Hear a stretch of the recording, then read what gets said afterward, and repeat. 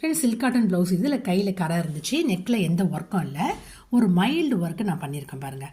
இது வந்து cut beads கடையில் கிடைக்கும், அதை வாங்கிக்கோங்க. உங்களுக்கு நான் ஏற்கனவே வந்து ரன்னிங் ஸ்டிச் சொல்லி கொடுத்துருப்பேன்.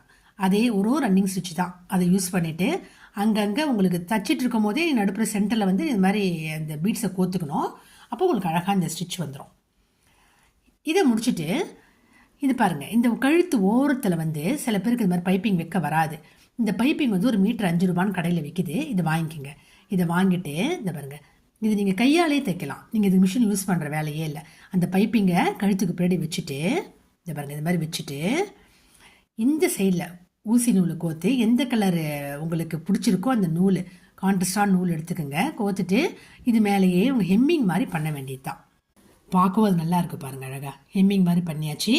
இது முடிச்சுட்டு இது கீழே வந்து பல்லு தையல் போட்டிருக்கேன் பாருங்கள். அப்போ இந்த ஸ்டிச்சு பார்க்குறதுக்கு ரொம்ப அழகாக இருந்தது பாருங்கள்.